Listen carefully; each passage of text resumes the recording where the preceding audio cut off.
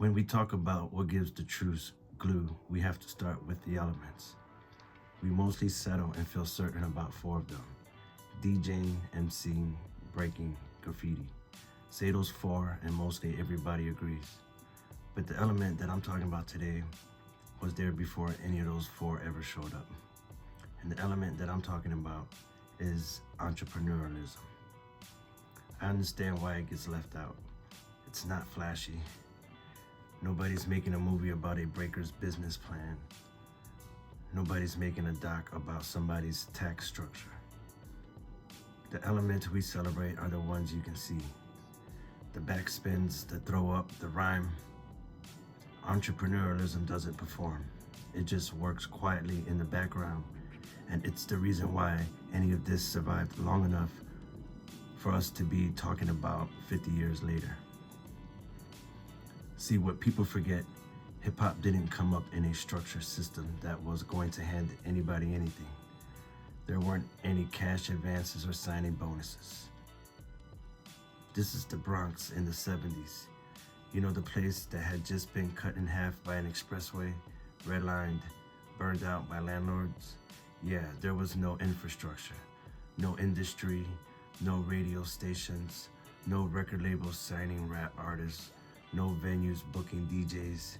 These were just guys who wanted to DJ. To be one, you needed a sound system, so you built one, or you found somebody who could, and then you figure out how to power it off a street lamp and you're good to go. If you wanted people at your party, you had to promote it yourself. Flyers, word of mouth, whatever it took. Nobody was coming to discover you. You just want to play your music and get a chance to be heard. That's not a side note, that's the origin. Entrepreneurialism wasn't a lifestyle choice hip-hop picked up later. It was survival, and it was baked into the culture since day one. I remind us all of this because as hip-hop citizens, this applies to all of us. It applies no matter what you do for a living. It doesn't matter if you're an artist, a barber, a designer, a plumber. Through hip-hop means you understand you work for yourself. Your wealth isn't built the way it's taught in school. This isn't where you find a company and climb a ladder somebody else built. The culture has taught us we build our own ladder. We own what we create.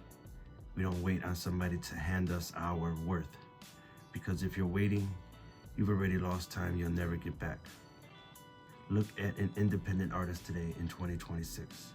They're not just the artist. They're their own manager, their own marketing team, their own promoter, their own bookkeeper, their own social media department.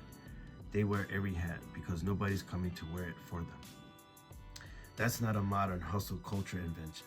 That's the same math the culture was doing since '73, now with just different tools. And that math, that blueprint, starts with a woman who doesn't get called our first entrepreneur nearly enough. Her name is Cindy Campbell. Cindy Campbell wasn't from the Bronx originally. Her family came from Kingston, Jamaica, part of the wave of immigrants who landed in New York in the 1960s looking for something better. By her own account, she was still a small child when they left. The move didn't happen all at once. Her mother, Nettie, went first, working toward a nursing degree, building a foothold in New York before the rest of the family followed behind her. Her father, Keith, worked as a mechanic. Two working parents building a life for their family piece by piece in stages in a whole new country. Cindy was one of 6 kids in that house. Her brother Clive was the oldest of them.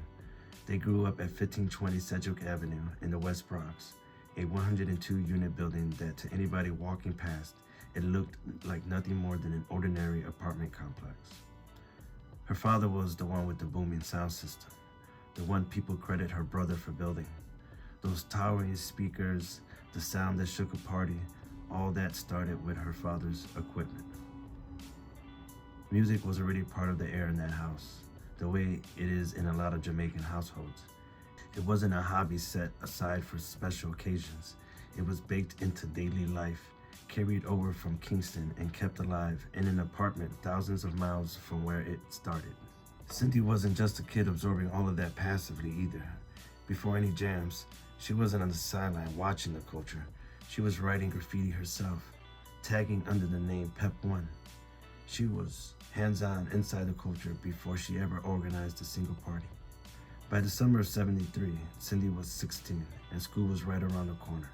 She wanted new clothes for the school year, but the money wasn't just sitting there waiting for her. Her family didn't have extra to hand over for a whole new wardrobe, and asking wasn't really how she was built. So she came up with her own way to get it. She planned on throwing a party. She knew her building had a rec room on the ground floor, and so she figured she could rent it for the night. Charge people at the door small enough that anybody her age could afford, but enough that if the room filled up, it would actually add up to something real. For the music, she enlisted her brother Clive to handle that part. She even pulled her parents into it too. She had them help with the food and drinks for the night. More things they can sell and bring in a little more extra. That was the plan. A 16-year-old girl looking at a problem she needed solved, and instead of waiting on somebody else to fix it for her, she built the whole thing herself piece by piece. Once the room and the music was sorted, Cindy still had work to do. A party doesn't run itself just because you got a space and somebody to play records. People needed to actually know it was happening, and they needed a reason to trust it was worth their quarters. So she sat down and made the invitations herself, by hand, writing them out on index cards one at a time. No printer, no shop making flyers for her, just a stack of cards and however many hours it took to get enough of them out into people's hands. Inside the room itself, she had to think through more than just music and snacks.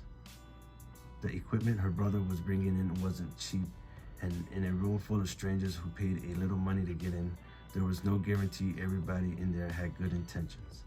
So the setup got moved into an adjoining room, off to the side, out of the main space where people would be dancing.